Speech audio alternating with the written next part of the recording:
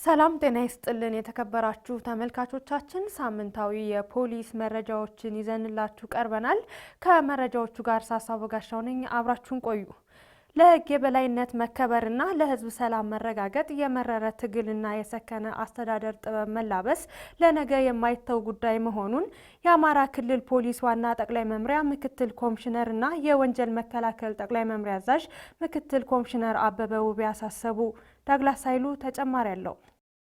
በአማራ ክልል እየተስተዋሉ ያሉ የህግ አለመከበርና የሰላም አለመረጋገጥ ችግሮችን በማስተካከል ለህግ የበላይነት መከበርና ለህዝብ ሰላም መረጋገጥ የመረረ ትግልና የሰከነ አስተዳደር ጥበብን መላበስ ለነገ የማይተው ጉዳይ ነው ሲሉ የአማራ ክልል ፖሊስ ዋና ጠቅላይ መምሪያ ምክትል ኮሚሽነርና የወንጀል መከላከል ጠቅላይ መምሪያ አዛዥ ምክትል ኮሚሽነር አበበ ውቤ ተናግረዋል። ክልሉን አውዳሚ ግጭት ውስጥ እንዲገባ ያደረገው ህገወጥ ታጣቂ ቡድን አሁን ያለበት ቁመና ከመዋጋት ይልቅ ዘረፋና የውሸት ፕሮፓጋንዳ ላይ ያተኮረ መሆኑን የገለጹት ምክትል ኮሚሽነር አበበ ውቤ በክልሉ የተለያዩ አካባቢዎችን ነጻ በማውጣትና የህዝብ አገልግሎትን እንዲቀጥል በማድረግ በቅንጅትና በትኩረት መስራት እንደሚገባ ጠቁመዋል። ኮሎኔል ተሾመ አስማማው በኢፌዴሪ መከላከያ ሰራዊት የምስራቅ እዝ ዘመቻ ኃላፊ በበኩላቸው የክልሉ የጸጥታ ኃይልና መከላከያ ሰራዊት በጋራ ባደረጉት ተጋድሎ አንጻራዊ ሰላም መመዝገቡን ጠቅሰው በበርካታ አካባቢዎች ውስጥ አስተማማኝ ሰላም እንዲረጋገጥና ከስጋት ነጻ የሆነ ክልል ለመፍጠር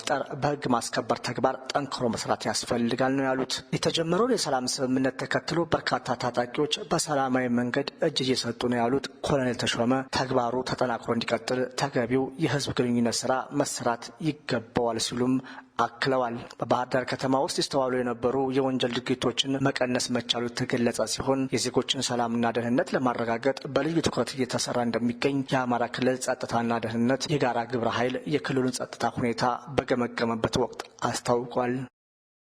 ጥቃትን የማይታገስ ማህበረሰብ ለትውልድ ግንባታ በሚል መሪ ቃል በአማራ ክልል ፖሊስ ዋና ጠቅላይ መምሪያ ስር ያሉ የፖሊስ መኮንኖችና አባላት በተገኙበት የነጭ ሪባን ቀን ተከብሯል። ይፍቱ ስራዋጋቸው ተጨማሪ አላት። ሀገራችን ኢትዮጵያ ለበርካታ ዘመናት ታፍራና ተከብራ የኖረችው ያልተበረዘ ባህልና እምነቷን ጠብቃ የራሷን ልዕልና ከፍ በማድረግ በቅኝ ገዢዎች እጅ ሳትገባ የክብር ማማን እንደተጎናጸፈች እስካሁኗ ሰዓት ድረስ የደረሰችው በጀግና ልጆቿ ጥረትና ጉልበት መሆኑ ይታወቃል። በዚህ ሂደት ውስጥም የሀገራችንን ልዕልና ለማስጠበቅ ሴቶች ከወንዶች እኩል የራሳቸውን አሻራ ያስቀመጡ ባለታሪኮች ናቸው።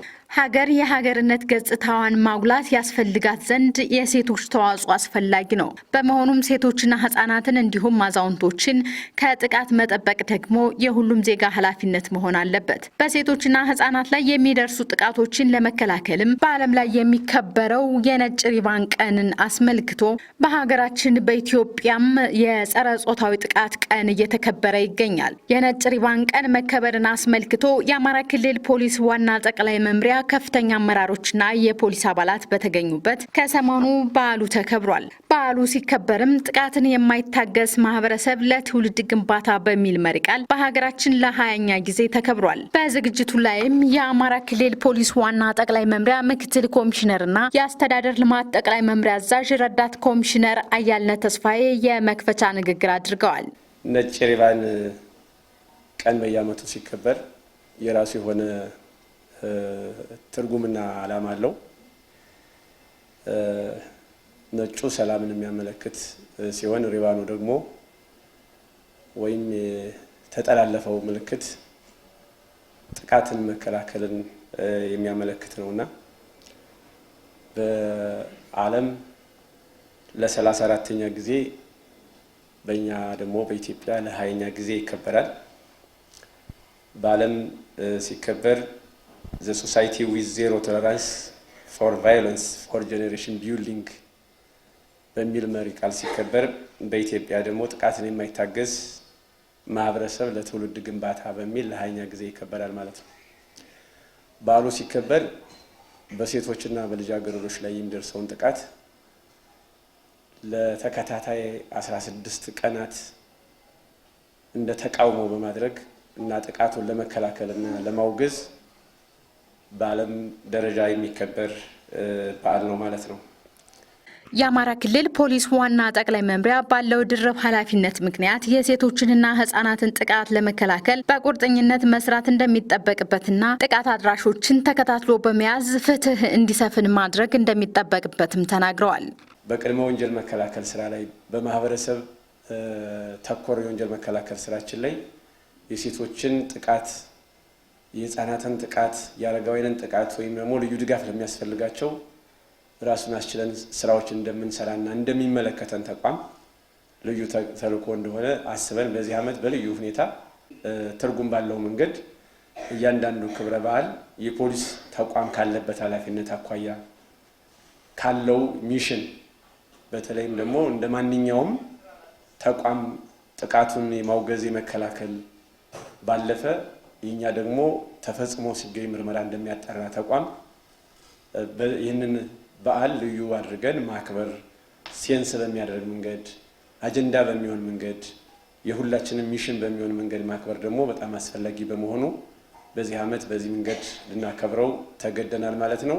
በዝግጅቱ ላይም በቀረበው ጽሑፍ የኢትዮጵያ ሕገ መንግስት በሴቶችና ህጻናት ላይ ልዩ ትኩረት በመስጠት የተደነገጉ ድንጋጌዎችን ያካተተ በመሆኑ ሴቶች ከወንዶች ጋር እኩል ተሳትፎ ያላቸው መሆኑም ተገልጿል። የውይይቱ ተሳታፊዎችም በሴቶችና ህጻናት ላይ የሚደርሱ ጥቃቶችን ለመከላከል በዓሉ በየዓመቱ መከበሩ ተገቢ መሆኑን በመግለጽ ሴቶችንና ህጻናትን ከጥቃት ለመከላከል እኛ እንደ ፖሊስ በርካታ ስራዎችን መስራት ይጠበቅብናል በማለት ወቅቱን የጠበቀ የዳሰሳ ጥናት እንደሚያስፈልግም አንስተዋል። በሀገር አቀፍ ደረጃ ላይ ሀያኛ ጊዜና በዓለም አቀፍ ለ34ኛ ጊዜ የሚከበረው የነጭ ሪባን ቀን ሴቶች እኛ በተለይ በተቋማችን እስከታች ድረስ ከወረዳ ድረስ ባለ አደረጃጀት ትኩረት ተሰጥቶ በአደረጃጀት እየተሰራበት የነበረ የስራ ክፍል ነው። ስለዚህ አሁን በሀገር አቀፍም አጠቃላይ ኢትዮጵያ የተቀበላቻቸው ህጎች በተመለከተ ጠቅላላ በርካታ ህጎች አሉ። ሴቶችን የሚደግፉ፣ ሴቶችን የሚያበረታቱ በጥናቱ የታቀፈ በጣም በርካታ ሴቶችን የሚደግፍ ከህግ አንጻር ከኢኮኖሚ ተጠቃሚነት አንጻር ብዙ አሉ። ነገር ግን እነሱን ተግባራዊ ከማድረግ አንጻር እየተሸራረፈ ያለበት ሁኔታ አለ። በተለይ ከኢኮኖሚያዊ መጠቀም አንጻር በገጠር ያሉ ሴቶች መሬታቸውን እየተነጠቁ መሬት አልባ እየሆኑ ያሉበት ሁኔታ በጣም በርካታ ነው። በህግም እንደምንከታተለው ማለት ነው። ምናልባት እንዲህ አይነት ኢቨንት የኛ ጥቃት ነው፣ የቤተሰባችን ጥቃት ነው፣ የልጆቻችን ጥቃት ነው በማለት ትኩረት በመስጠት እንዲሊከበር መቻሉ ጥሩ ነው። ነገር ግን አሁንም ቢሆን ለሴቶች እኛ ጠበቃ ነን ብለን በሴቶችና ህጻናት ላይ ተመድበን ያለን ባለሙያዎች የተቋሙ ሴቶችንም ምን አይነት በደል ደርሷል፣ የደረሰው በደል ምንድን ነው ብለው ለይቶ እስከ ታች ድረስ እስከሚመለከተው አካል ድረስ በመሄድ መፍትሄ መስጠት ግድ ይላል። አሁን በጣም ከፍተኛው ጥቃት የሚደርስ ከ15 ዓመት በታች የሆነ መሆን ተገንዝበን እኛ ፖሊሶች የመከላከል ስራና የመደገፍ እንዲሁም ጥቃቱ ደርሶ ሲገኝ ጥቃቱን የማጣራትና ለህግ የማቅረብ ምላሽ የመስጠት ስራዎችን ተጠናክረን መስራት ያለብን መሆኑን ለመግለጽና ለማሳሰብ። ሙስናን በመከላከል የፍትህ ስርዓት ማረጋገጥ እንደሚገባ ተገለጸ። ትውልድን በስነ ምግባር ተቋምን በአሰራር በሚል መሪ ቃል የተከበረውን የጸረ ሙስና ቀን ውይይት አስመልክቶ ባልደረባችን ስዩም መኮንን ቀጣዩን መረጃ አዘጋጅቶልናል። ተከታትለን እንመለስ። ትውልድን በስነ ምግባር ተቋምን በአሰራርን ገንባ በሚል መሪ ሀሳብ በዓለም ላይ 22ኛ ጊዜ በኢትዮጵያ ላይ 21ኛ ጊዜ የተከበረውን የጸረ ሙስና ቀን ምክንያት በማድረግ የአማራ ክልል ፍትህ ቢሮ አመራሮችና ሰራተኞች ውይይት አካሂደዋል።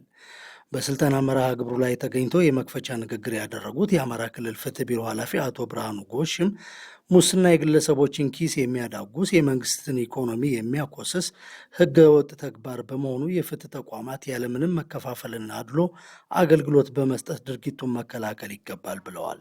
ቢሮአችን የፍትህ ትራንስፎርሜሽን እቅድ የ3 ዓመት እቅድ ሲያቅድ አንደኛው ግብ አድርጎ የያዘው እዛ ውስጥ የወንጀል የፍትህ አስተዳደሩን በአዲስ አስተሳሰብ መቃኘት መምራት አለብን ብሎ ነው የያዘው። በዛ ግብ ውስጥ ደግሞ ከተግባር አኳያ የመንግስትንና የህዝብን ጥቅም በከፍተኛ ሁኔታ ሊጎዱ የሚችሉ ወንጀሎች ላይ ትኩረት አድርገን መስራት አለብን ብሎ ነው በተግባር የያዘው። ሙስና ደግሞ በጣም ትልቅ የሆነ ወንጀል ነው። የመንግስትና የህዝብን ጥቅሞች በትልቁ የሚጎዳ ተግባር ነው ብለን ለይተነዋል። እንግዲህ ሙስና አንዱ የብልሹ አሰራር ዋነኛ መገለጫ ተደርጎ ይወሰዳል። የሞራልና የስነ ምግባር ቀውስም እንዲፈጠር ያደርጋል። በተለይ በማህበረሰብ ውስጥ የሞራል ቀውስ፣ የስነ ምግባር ውድቀት በህዝብና በመንግስት መካከል ቅራኔ ይፈጥራል። ህዝብም መንግስትም በህግ የበላይነት እንዳያምኑ ያደርጋል። ሙስና የትንንሾችን ኪስ ያዳጉሳል። የህዝብና የመንግስትን ኢኮኖሚ ደግሞ በትልቁ ያኮስሳል። ስለሆነም ከብልሹ አሰራር ጸድተን ሙስናን በመታገል የህዝብና የመንግስት ሀብት ወደ ሙሰኞች ኪስ እንዳይፈስ ወደ መንግስትና ህዝብ ልማት ቋት እንዲሄድ የማድረግ ኃላፊነት ትልቁን ድርሻ የሚወስደው አቃቢ ህግና አቃቢ ህግ ብቻ መሆኑን መገንዘብ ይገባናል። የአማራ ክልል ፍትህ ቢሮ የጸረ ሙስና ዳይሬክቶሬት ዳይሬክተር አቶ ዳኛ አድማሱ በበኩላቸው ሙስና ግለሰቦች ያልተገባ ሀብትን የሚያካብቱበትና ብልሹ አሰራር የሚስፋፋበት በመሆኑ ሁሉም የህብረተሰብ ክፍልና አጋር የጸጥታ አካል ከፍተኛ ርብርብ በማድረግ ልንከላከለው ይገባል ብለዋል። ይሄ ወንጀል ማህበረሰቡ ተጎዳ ማለት እኔም ተጎዳው ነው የሚለውን ትኩረት በመስጠት እዚያ ጀምሮ ያመለካከት ለውጥ እንዲኖር የሁሉም ድርሻ ሊኖር ይገባል ብዬ አስባለሁ። ከዛ ውጭ ወደ ህግ ማስፈጸም ኃላፊነት ወዳለባቸው ተቋማት ስገባም ከፖሊስ ጀምሮ የአቃፊ ህግ መስሪያ ቤት አለ፣ ፍርድ ቤት አለ። ስራቸውን በተቀናጀና ግልጽ አሰራር የተከተለ ሁኔታ ተጠያቂነትን በማረጋገጥ ረገድ ያሉ ክፍተቶች አሉ። እነሱን በየጊዜው ፕሮግራም በመያዝ የተቀናጀ ኮሚቴ በሆነ ጊዜ ውስጥ የሆነ መርሃ ግብር በማውጣት ስራውን በመገምገም ሊመራ የሚገባበት ሁኔታ ተዘጋጅቷል። በሱም አልፎ አልፎ ችግሮች ቢኖሩም እየተሰራ ነው ብዬ አስባለሁ። በአጠቃላይ ይህንን የሙስና ወንጀል ድርጊት ለመከላከልና ለመቀነስ በአብዛኛው እንደ ህዝብ፣ እንደ ተቋም፣ እንደ ማህበረሰብ የሁሉም ኃላፊነት ሆኖ እንደገና ደግሞ እያንዳንዱም የራሱን ኃላፊነትና ድርሻ ሊወጣ ይገባል ብዬ አስባለሁ። የአማራ ክልል ፍትህ ቢሮ የጸረ ሙስና ወንጀል ዳይሬክቶሬት የክልል አቃቤ ህግ አቶ ፈቃዴ ምስጋናውም ሙስና በአሁኑ ሰዓት በክልላችን አገልግሎት በሚሰጡ ተቋማት ፈታኝና ውስብስብ ወንጀል መሆኑን በመግለጽ ከሙስና የጸዳ ፍትሐዊና ግልጽ አሰራርን በማስፈን የፍትህ አካላት ለገቡለት ሙያ በመታመን መስራት ይኖርባቸዋል ብለዋል። ተገቢው ወይም ደግሞ ጥራት ያለው ክስ አዘጋጅቶ ይህን ነገር ወደ ፍርድ ቤት ወስዶ በፍርድ አደባባይ አጥፊዎች ተገቢውን ቅጣት እንዲያገኙ በማድረግ በኩል የኛ ኃላፊነት ነው ማለት ነው። የፍትህ ቢሮ ኃላፊነት ነው። በዚህም በትልቁ እየሰራን ነው።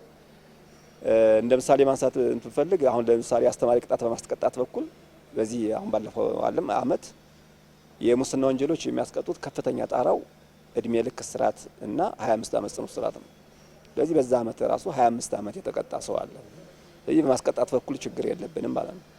በመከላከሉ በኩልም በባለፈው በጀት ዓመት እንትን ብናየው ወደ ከ16 ቢሊዮን ብር በላይ የሚገመት ሀብት በቅድመ መከላከል ያተረፍን ወይም ደግሞ የታደግን መሆኑን ግልጽ እንትኖች አሉ ማለት ነው፣ ማስረጃዎች አሉን።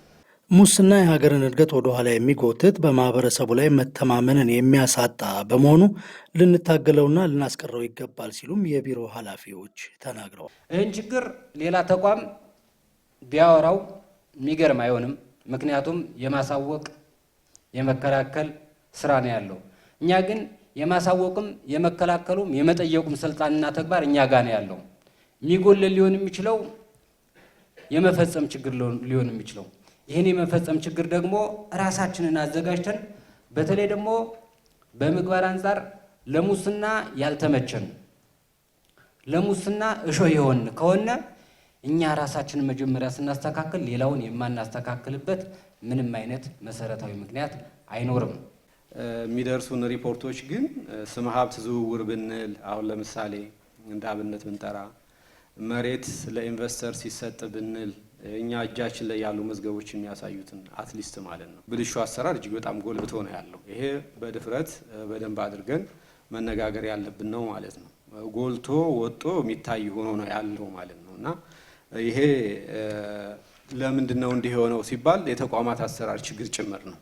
በዋናነት ተቋማት ትራንስፓረንት በሆነ መንገድ የሚመሩ ከሆነ የአሰራር ማዕቀፎች አጠቃላይ ግልጸኝነትን የሚያሳዩ ከሆነ ሰውም ስለመብቱ መቆም ይችላል። አሁን ግልጽ አልሆነው ላይ ነው በብዛት ማለት ነው አቢዩዝ እየተደረገ ያለውና ከዚያ አኳያ ተቋማትን በአሰራር ማሻሻል አስፈላጊ ነው የሚለውን በደንብ አድርገን እንድናየው ያስፈልጋል።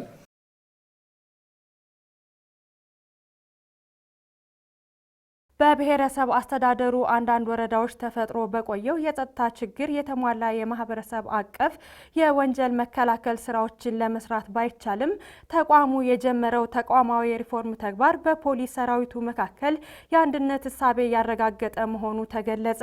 በዋግምራ ብሔረሰብ አስተዳደር ፖሊስ መምሪያ በዚህ ወቅት እያከናወነ ያለው የወንጀል መከላከል ስራዎችን በተመለከተ ለዝግጅት ክፍላችን ያደረሰውን ዝርዝር መረጃ ባልደረባችን ብናየው እርሳው ከአስተዳደር ፖሊስ መምሪያ አዛዡ ጋር ቆይታ አድርጓል።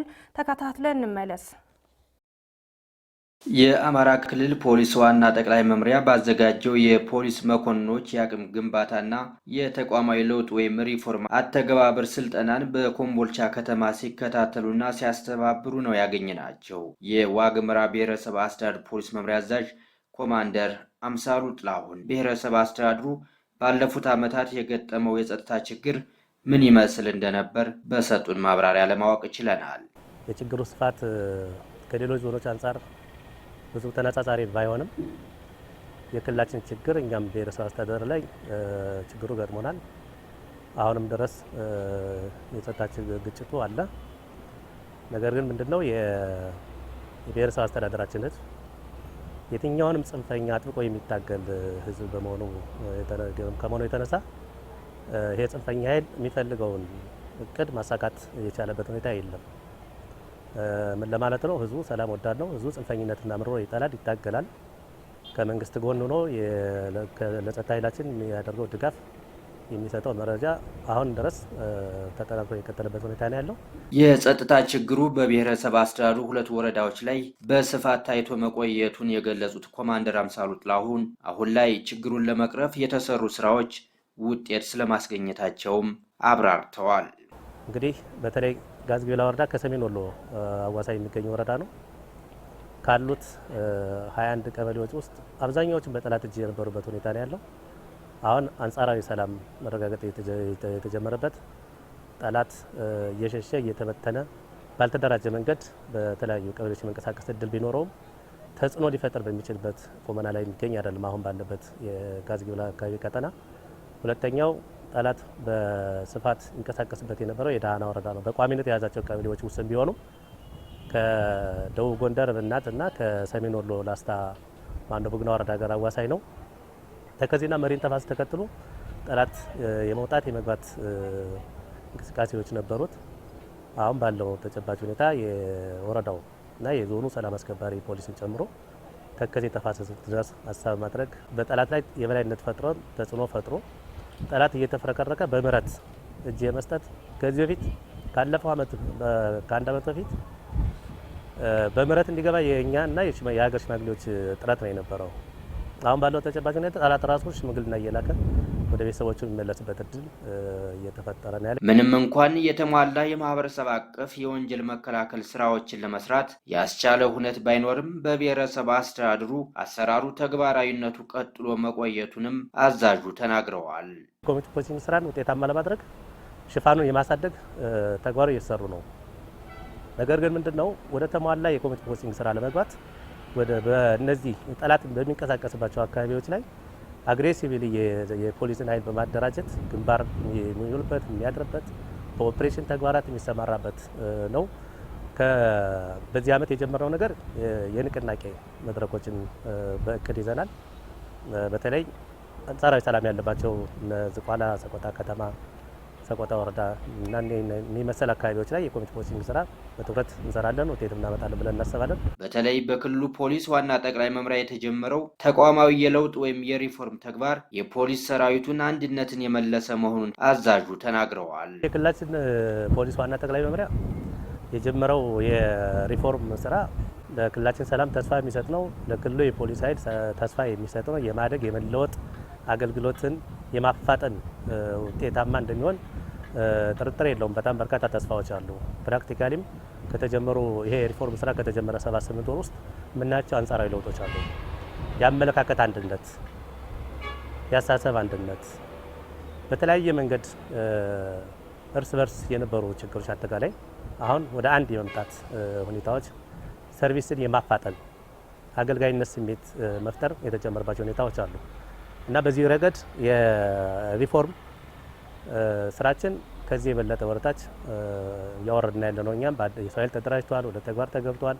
የተሻሉና ወጣት መሪዎች ወደፊት እንዲመጡ የተደረገበት ሁኔታ አለና ሪፎርሙ የቀጣይ የተቋማችን ተስፋ ነው። ህዝባችንን ተስፋ አድርጎ የሚጠብቅ ታሪካዊ ውሳኔዎችም የተወሰኑበት ነው ይሄ ሪፎርም። በዚህም የተቋማዊ ለውጡ አካል የሆነው ክልላዊ የፖሊስ መኮንኖች የአቅም ግንባታና የተቋማዊ ለውጥ ወይም የሪፎርም ትግበራ ስልጠና ከረጅም ጊዜ በኋላ የተገኘ ስለመሆኑ ያብራሩት ኮማንደር አምሳሉ ጥላሁን ስልጠናው የሰራዊቱን አቅም ያሳደገ ስለመሆኑም ሀሳባቸውን አጋርተውናል። ይህ ስልጠና በጣም ለብዙ አመታት የቆየ የተቋረጠ ነው። በተለይ ከ5 እስከ 6 ዓመት በፊት ስልጠናዎች የነበሩበት አሁን በገጠመን ክልላዊና ሀገራዊ የጸጥታ ችግር ምክንያት የአቅም ግንባታ ስልጠናዎች ተቋርጠው የነበሩበት ሁኔታ ነው ያለውና የበለጠ ሪፍሬሽ እንድናደርግ አፕዴት እንድናደርግ አቅም እንድንፈጥር የሚያደርግ ስልጠና ነው። ይሄ ስልጠና ወረታች ወረዳም ቀበሌም ድረስ በትኩረት አቅደን ሰርተን በንቅናቄ ወደ ለውጡን የምንሻገርበት ለውጡን የምናስቀጥልበት ሁኔታ ይኖራል ብዬ አስባለሁ። ስልጠናው አቅም ፈጥሮና ብዬ ነው የማስበው። በከተማዋ ሁለንተናዊ እንቅስቃሴ ላይ ከፍተኛ ቀውስ እያስከተለ ያለው የሕገ ወጥ ኮንትሮባንድ ንግድ ለመከላከል በትኩረት እየሰራ መሆኑን የኮምቦልቻ ከተማ አስተዳደር ፖሊስ አስታውቋል። በኮምቦልቻ ከተማ አቢሻገር ክፍለ ከተማ በአንድ ቋሚ የጥበቃ ኬላ ላይ ብቻ በተደረገ ፍተሻ ከ5 ሚሊዮን ብር በላይ ንብረት በቁጥጥር ስር ውሏል። በኮምቦልቻ ከተማ አስተዳደር አቢሻገር ክፍለ ከተማ በሁሉም የከተማው የጸጥታ አካላት የ24 ሰዓት ጥብቅ ክትትል ይደረግበታል። የጋራ እቅዶችም ወጥተው ወደ ተግባር ተለውጠዋል። የኬላ ጥበቃ ወይንም የፍተሻ ስራ ይሄ ኬላ ምናልባት ያው በእኛ ፖሊሶችና በሰላም አስከባሪ የጋራ ፍተሻ እናደርጋለን። በእቅዳችን መሰረት ማሳካት ያለብን ግቦች አሉ። እሱን ያው የሚጠብቁት ጋርና አጠቃላይ መላ ጸጥታ ሰራዊታችን ጋር የጋራ አድርገናል። በዛም መሰረት 24 ሰዓት ኬላችን ይጠበቃል። 24 ሰዓት ሲጠበቅ ግን ከጸጥታ መዋቅራችን ማሟላት ያለበትን ነገር እያሟላን እገዛ እየሰጠንና ፊድባኮችን ሂሶችን እንትን እያለ ነው። በዛ መሰረት ያው ኬላ ላይ ብዙ ውጤቶች ተገኝተዋል። ብዙ ኮንትሮባንዶችን ይዘንበታል። ብዙ የሞባይል አክሰሰሪዎች፣ ጎልድ፣ ሲጋራ፣ የማይፈቀዱ ልባሽ ጨርቆች፣ በጣም በርካታ የሆኑ ነገሮች ተይዘዋል። በዚህም ላይ ጦር መሳሪያዎች ጭምር ተይዘዋል። የከተማዋ የጸጥታ አካላት በዚህ ኬላ ላይ ባደረጉት ፍተሻና ጥብቅ ቁጥጥር ህገወጥ የሰዎች ዝውውርን ጨምሮ ከ8 ሚሊዮን ብር በላይ የሚገመት የሀገር ንብረትን በቁጥጥር ስር ማዋል ተችሏል። ሰላም አስከባሪና ፖሊስ በተቀናጀና በተናበበ ሁኔታ ነው ስራችን እየሰራን ያለ ነው። አጋዚ ኬላ ላይ ያው ኤሌክትሮኒክስ የሚያልፉ ህገወጥ ዝውውሮች አሉ፣ እነሱን እንይዛለን። እነዚህ ደግሞ ኮብላዮች ደግሞ አሉ ከታች የሚመጡ ኮብላዮችን ደግሞ እንደዚሁ በመያዝ አስተምረን ወደ መጡበት እንዲመለሱ ነው ያደረግናቸውና በዚህ ሩብ ዓመት እንኳን ቢያንስ ወደ 8 ሚሊዮን የሚገመቱ ኮንትሮባንዶችን ይዘን ያው ለጉምሩክ ያስረከብንበትና ደረሰኞቹን ተቀብለን የያዝንበት ምርመራውን በዛ መልኩ የሚሄድበት ሁኔታ ነው ያለ። በሌላ መንገድ በዚህ በኮምቦልቻ ከተማ አስተዳደር አቢሻገር ክፍለ ከተማ ላይ እየተደረገ ያለው የኬላ ጥበቃ በጥብቅ ወታደራዊና ፖሊሳዊ ስነ ምግባር እየተመራ ስለመሆኑም ያገኘነው መረጃና በቦታው የተደረገው ምልከታ ምስክር ሆኗል። ያው የሚመጡ መኪኖችንም ሆነ ሰላምታ እየሰጠን መጀመሪያ ከዛ ያው እንፈትሻለን፣ ፍተሻ እንጀምራለን። ሰው አስወርደን እንፈትሻለን። እንደ ሴትነቴ ሴቶችን እፈትሻለሁኝ፣ ወንዶችን ወንዶች ይፈትሻሉ። ህገወጥ አሉ ዝውውር ሴቶች ኮብላዮች፣ እነሱን በደንብ በመፈተሽ የምክር አገልግሎት ሰጥተን ወደ ሀገራቸው እንመልሳለን። ያው የሚያዙ ነገሮች አሉ፣ እነሱንም በአግባቡ እንፈትሻለን። ሁልጊዜ የሚሰሩ ስራዎች ይገመገማሉ። ውጤታቸው ምንድነው፣ ጎደሏቸው ምንድነው የሚል ነገር የራሳችን የሆነ ግምገማ አለን። ለምሳሌ ኬላ ላይ የምንመድባቸው ሰዎች የውሎ ግምገማ አለን። የተገኙ ውጤቶች፣ ክፍተቶች ምን ነበሩ፣ ቀጣይ መስተካከል ያለባቸው የሚለውን ነገር በቅዳችን መሰረት ውይይቶች እናደርጋለን። በዚህ መሰረት መስተካከል ያለባቸው ነገሮች እየተስተካከሉ ስራችንን እየሰራን እንገኛለን። ህገወጥ የንግድ እንቅስቃሴን ወይም የኮንትሮባንድ ንግድን ለመከላከል በሚደረገው ርብርብ ውስጥ የህብረተሰቡ ድጋፍ የታከለበት እውነታ መሆኑም ተገልጿል። ህገወጥ የኮንትሮባንድ ንግድ በህብረተሰቡ ላይ የሚያደርሰው ሁለንተናዊ ቀውስንም በውል ለመረዳት ተችሏል። አሁን ግን ማህበረሰቡ እኛን እያገዘ ነው ያለው። እዚህ ጋር ስንፈትሽ እንደውም በስልክ በተለያየ ነገር እንደዚህ በባጃጅ አልፏል፣ በአባዱላ በመኪና አልፏል፣ በባስ አልፏል፣ በተለያየ ነገር እንደዚህ አይነት ህገወጥ እቃዎች አልፈዋል እያለ በስልክ ይነግረናል። ጸጉረ ልውጦችንም ደግሞ ካየ በዚህ ባጃጅ እነዚህ ሰዎች እንደዚህ እያለፉ ስለሆነ እነሱ ማየት አለባችሁ፣ እነሱ መፈተሽ አለባችሁ ስለሚለን ከማህበረሰቡ ጋር ጥሩ ግንኙነት አለ ማለት ነው። ህብረተሰቡ አስተያየት ያው ጥሩ ነው። መጀመሪያ እኛ ለነሱ ክብር ስንሰጥ እነሱም ለኛ ክብር ይሰጡናል። ያው እኛ ከኛ ይጠበቅብናል። መጀመሪያ እነሱም በስነ ስርዓት ማናገር አለብን። ህገወጥ ተግባራት በአገር ኢኮኖሚ ላይ፣ በፖለቲካ ላይ፣ በማህበራዊ ኑሯችን ላይ ያው አሉታዊ ተጽዕኖ ስላለው ማህበረሰባችንን ጭምር ይሄንን ያው የግንዛቤ ፈጠራ ስራ እየሰራና ያለነ። ስለዚህ ሁሉም በዚህ ልክ ተረድቶ ከኛ ጎን መሆን መቻል አለበት። በጦር መሳሪያ ታግዘው የዘረፋ ወንጀል የፈጸሙ ግለሰቦች በእስራት መቀጣታቸውን የፍኖተ ሰላም ከተማ አስተዳደር ፖሊስ አስታወቀ። ዳግላስ ሳይሉ ተጨማሪ አለው። በክልላችን ያጋጠመውን የሰላም እጦት እንደ ምቹ ሁኔታ በመጠቀም አንዳንድ ግለሰቦች የዘረፋ ድርጊት ይፈጽማሉ። በተለይ መንግስትና ሕዝብ የጣለባቸውን ኃላፊነት በመዘንጋት የግል ጥቅማቸውን በማስቀደም በዚህ እኩይ ተግባር ላይ የሚሰማሩ የጸጥታ አባላት ስለመኖራቸውም ይነገራል። በፍኖተ ሰላም ከተማ አስተዳደር የተፈጸመው የወንጀል ድርጊት ለዚህ ሀቅ ማሳያ ይሆናል። ቅዱስ ኢያሱና ኤልያስ ገበየሁ የተባሉ ግለሰቦች ከዚህ በፊት የጃምቢ ጠና ወረዳ ሚኒሻ ጽሕፈት ቤት ሰላም አስከባሪ አባላት ነበሩ። የህዝብን ሰላምና ደህንነት ይጠብቁበት ዘንድ የተሰጣቸውን ኃላፊነትና የጦር መሳሪያ ለዘረፋ ወንጀል ሲጠቀሙ ፖሊስ በቁጥጥር ስር አውሎ በእስራት እንዲቀጡ ሆኗል። ተከሳሽ ቅዱስ ኢያሱና ኤልያስ ገበየሁ የተባሉት ግለሰቦች በእርግጥ ከኛ በአሁን በፊት በጃምቢ ጠና ወረዳ ሚኒሻ ጽሕፈት ቤት የሰላም አስከባሪ አባሎች ናቸው። የጸጥታ ስራ ተሰጧቸው እያገለገሉ ነው የነበረ። ሰኔ 15 10ኛ ወር 2017 ዓ.ም ከምሽቱ በግምት 2 ሰዓት ተኩል እስከ 3 ሰዓት ድረስ ባለው ፍኖተ ሰላም ከተማ አስተዳደር ባላገሩ አካባቢ በተለምዶ ባላገሩ ሆቴልና መናኸሪያ ፍኖተ ሰላም መናኸሪያ መውጫው በር አካባቢ እነዚህ ተከሳሾች አንድ ጦር መሳሪያ በመያዝና የድሮ የቀድሞ የልዩ ኃይል ልብስ በመልበስ እና ያን አንድ ትጥቅ በመያዝ የተለያዩ ቦታዎች በመንቀሳቀስ የጸጥታ ኃይል ነን በሚል የአምስት ግለሰቦችን ስልክ የቀሙበትና ኃይልም ጭምር በመጠቀም ይሄን ንብረት ወስደዋል በሚል ተከሰው ምርመራ ተጣርቷል። ተጠርጣሪዎች ይሄን መከላከል ባለመቻላቸው እንግዲህ በፍርድ ቤት ህዳር 16 2018 ዓ.ም እያንዳንዳቸው የ25 ዓመት ጽኑ እስራት የተቀጡበት አግባብ ነው ያለ። በህግ ፊት ሁሉም እኩል ነው ያሉት የፍኖተ ሰላም ከተማ አስተዳደር ፖሊስ ጽሕፈት ቤት የወንጀል ምርመራ ንዑስ ክፍል ኃላፊ ዋና ሳጅን ዘላለም ጥላሁን የትኛውም የጸጥታ አባል በህገ ወጥ ተግባር ላይ ተሰማርቶ ከተገኘ ተጠያቂ ይሆናል ብለዋል። እንዲህ አይነት የወንጀል ድርጊት የሚፈጽሙ ሰዎችን ያስተምራል ብለን ነው የምናስበው። ማህበረሰቡም ይህንን በውል መረዳት መቻል አለበት። በትክክል እንዲህ አይነት ወንጀል የደንብ ልብስ ለብሰው መሳሪያ የሚይዘው ወንጀል የሚፈጽሙ ሰዎችም በህግ አግባብ ሊቀጡ እንደሚችሉ ማህበረሰቡ በአስተሳሰብ ደረጃና በግንዛቤ ደረጃ መያዝ መቻል አለበት። ነገ በእንዲህ አይነት መንገድም ቢሆን የጸጥታ ተግባር እንፈጽማለን በሚሉ ሰዎች ላይ በህግ አግባብ እንደሚቀጡ ህብረተሰቡም በአስተሳሰብም በግንዛቤ መያዝ መቻል አለበት። ስለዚህ የተሰጠው ቅጣት አስተማሪ ነው የሚል ሀሳብ አለኝ። ህብረተሰቡም ይህንን በጉጉት ይጠብቀው ነበር። እዚህ ላይ በመግለጽ ምንድነው የዛኔ ይሄ ችግር ሲፈጠር ከተማችን ላይ በጣም ሰፊ የሆነ ሮሮ ይነሳ ነበር። ስለዚህ ህብረተሰቡም ይሄን በዚህ ልክ ፖሊስ አጣርቶ ለሚመለከተው ፍርድ ቤት አቃቢ ሕግ አድርሶ ውሳኔ እንዳሰጠ ህብረተሰቡ ማወቅ መቻል አለበት።